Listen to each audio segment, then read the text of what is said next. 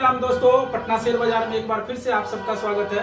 चलिए चलते हैं बोर्ड पर, देखते हैं कि आज के डेट में हम लोग क्या सीखे हैं। तो देखिए आज हम लोग सीखे हैं, सबसे पहले आ जाते हैं इधर। हम लोग इंडेक्स के बारे में कुछ डिटेल्स यहाँ पे देखे हैं कि इंडेक्स में एक्सपायरी कौन कौन सा डेट, कौन कौन सा इंडेक्स का एक्सपायरी होता है। तो सबसे पहले ये समझिए कि हमारा जो एनएसई और बीएसई का लोचा है, क्या है कि एनएसई का कुछ अलग इंडेक्सेस है और बीएसई का क्या है, कुछ अलग इंडेक्सेस है। तो सबसे पहले देखिए एनएसई के कौन कौन से इंडेक्स है। तो एनएसई का आपको निफ्टी 50 मिलेगा, बैंक निफ्टी मिलेगा, फिर निफ्टी मिलेगा और मिड कैप निफ्टी मिलेगा। ये किसका इंडेक्स है?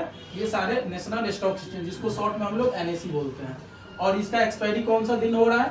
थर्सडे को हो रहा है। अब इसी की हम लोग यहाँ देख लेते हैं बीएसई का। इसका कौन कौन सा इंडेक्स है जो हम लोग ट्रेड करेंगे उस पर। तो एक है सेंसेक्स, दूसरा है बैंक ईएक्स। इनका एक्सपायरी कौन सा दिन हो रहा है? ट्यूसडे को हो रहा है, इनका एक्सपायरी हो रहा है। तो अब यहाँ पे ये सारे इंडेक्स एक्सपायर कर रहे हैं, लेकिन दो इंडेक्स ऐसा है जो आपको वीकली एक्सपायर करता है, मंथली तो करता ही करता है। तो यहाँ पे देख लीजिए निफ्टी 50 मंथली और वीकली दोनों एक्सपायरी करेगा, मतलब वीक में भी एक बार करेगा और मंथ के एंड में भी एक बार करेगा। सेम सेंसेक्स भी क्या करेगा, आपको मंथली और वीकली एक्सपायर करेगा। मतलब एनएसई और बीएसई को ये ऑप्शन दिया गया था कि आपके पास बहुत सारे इंडेक्स है, इन बहुत सारे इंडेक्स में से कोई एक एक इंडेक्स, आप दोनों आदमी एक एक इंडेक्स बताएंगे जिनको आप लोग वीकली एक्सपायर के लिए रख सकते हैं। तो एनएसई वालों ने बोला कि हमको निफ्टी 50 रखना है, तो निफ्टी 50 वीकली एक्सपायर हो रहा है। बीएसई वालों ने क्या बोला, हमको सेंसेक्स रखना है, तो सेंसेक्स क्या हो रहा है, वीकली एक्सपायर कर रहा है। लेकिन रिमेनिंग सारा जो है, जो वीकली है वो भी मंथ में एक्सपायर करेगा और रिमेनिंग क्या है, मंथ में एक्सपायर करेगा। तो इसको हम लोग एक चार्ट के माध्यम से समझते हैं। अब देखिए क्या है ये बैंक निफ्टी। बैंक निफ्टी का सबसे पहले लॉट साइज आपको पता होना चाहिए कि हम लोग इंडेक्स में जो ट्रेड करते हैं वो लॉट के हिसाब से चलता है। अगर कोई बंदा अगर चाहेगा कि यहाँ पे 15 क्वांटिटी बाय करना, कर सकता है क्या? नहीं, उसको एक लॉट बाय करना ही करना पड़ेगा, मतलब 30 क्वांटिटी उसको बाय करना पड़ेगा। और ये जो रेंज भी चलता है ना, वो 30 के रेंज में ही चलेगा। अगर कोई यहाँ पे चाहेगा कि 50 क्वांटिटी बाय करना, नहीं कर सकता, मतलब 30 क्वांटिटी बाय करेंगे, दो लॉट जैसे करेंगे तो कितना क्वांटिटी हो जाएगा, 60 क्वांटिटी हो जाएगा। और ये एक्सपायरी कैसे करेगा, ये मंथली एक्सपायरी करेगा।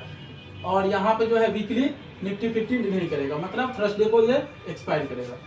निफ्टी 50 तो देख लेते हैं यहाँ पे, तो कितना क्वांटिटी है इसमें, 75।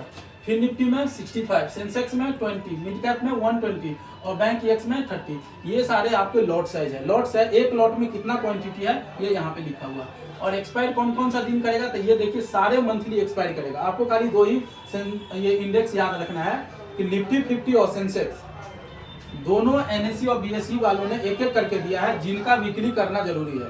तो ये जो आपको निफ्टी 50 देखिए यहाँ पर भी एक्सपायर कर रहा है और यहाँ पे सेंसेक्स यहाँ पर भी कर रहा है, रिमेनिंग जगह क्रॉस लगा हुआ है। तो समझ में आ गया आपको थर्सडे को कौन सा हो रहा है, एनएसई का सारा इंडेक्स, और बीएसई का कौन सा दिन, ट्यूसडे को।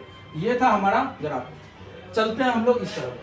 यहाँ पे हम लोग वॉल्यूम का कंसेप्ट सीखे हैं कि वॉल्यूम किस तरह काम करता है। क्या वॉल्यूम के बेसिस पे हम लोग ट्रेड लेकर के प्रॉफिट बना सकते हैं? तो बिल्कुल बना सकते हैं। तो आपको इसके पीछे का जो सेंटीमेंट है वो समझना पड़ेगा कि क्या हो क्या रहा है मार्केट में। तो सबसे पहले देखिए, हमने यहाँ पे एक ग्राफ के थ्रू आपको बताने का कोशिश किया है कि मार्केट में इस तरह से आपका सेंटीमेंट दिख रहा होगा, तो क्या होगा इसके अगेंस्ट में, आइए यहाँ पे देखते हैं।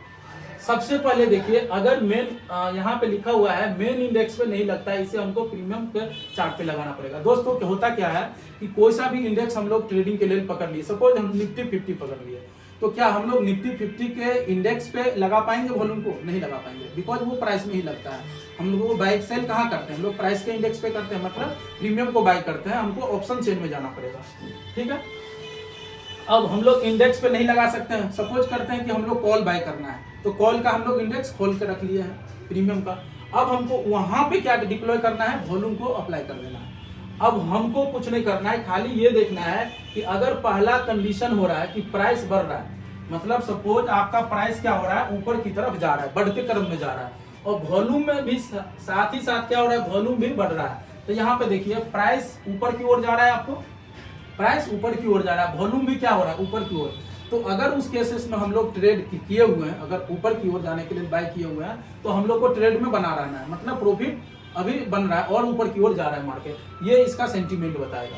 लेकिन दूसरा केस आ जाइए, दूसरा केस में बोल रहा है जब आपका प्राइस घट रहा है, यहाँ पे प्राइस क्या हो रहा है, घट रहा है, और वॉल्यूम भी साथ में क्या हो रहा है, घट रहा है। इसका मतलब क्या हो रहा है, प्राइस जो घट रहा है और जो लोग यहाँ पे जो थे पहले गिराने वाले वो भी कम होते जा रहे हैं।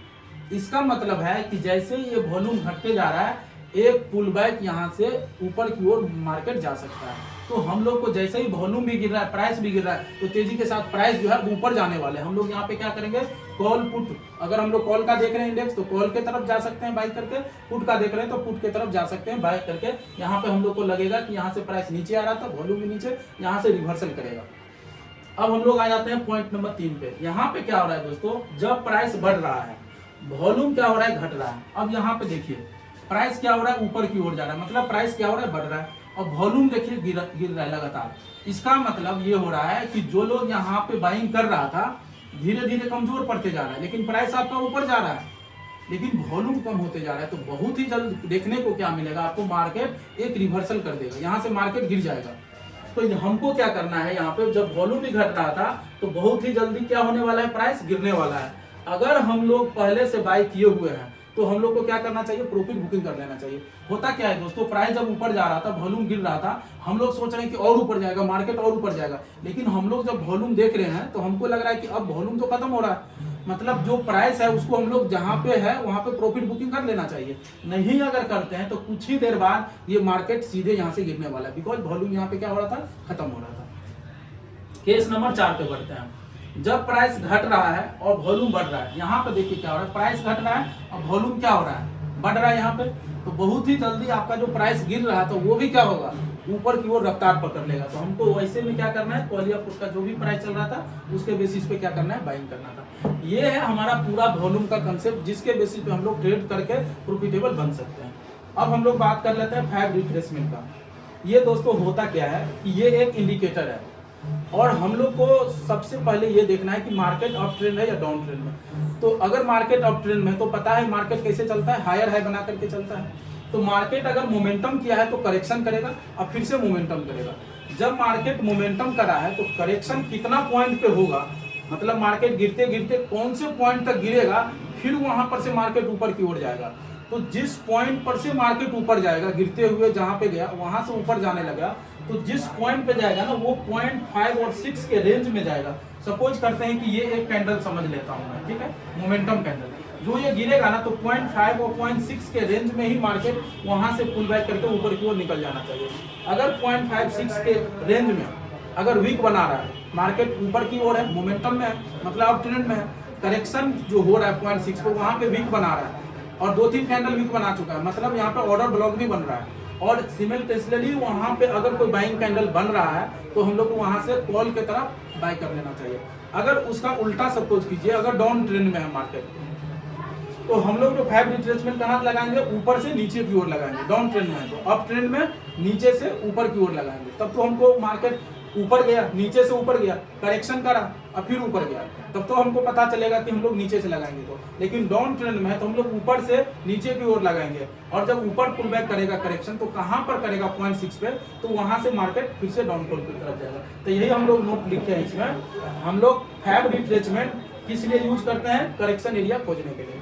यहाँ पे नोट्स क्या है इसका, अप ट्रेंड के केस में हम लोग नीचे से ऊपर की ओर लगाते हैं, मतलब मार्केट ऊपर की ओर गया हुआ है अप ट्रेंड में, तो नीचे से ऊपर की ओर हम लोग डिप्लॉय कर देते हैं इसको। और अगर मार्केट डाउन ट्रेंड में है तो क्या करते हैं, ऊपर से नीचे की ओर लगा देते हैं। लेकिन इसका सेटिंग हम लोग को क्या रखना है, तो देख लीजिए हमारा 0, 2.36, 0.382, 0.5, 0.618 और 0.1, ये सारे हमारा सेटिंग होगा। गोल्डन जोन जो है हमारा 0.5 और 0.6 जो है बीच में, वहाँ पे रिवर्सल एरिया है, यहाँ से मार्केट करेक्शन करेगा।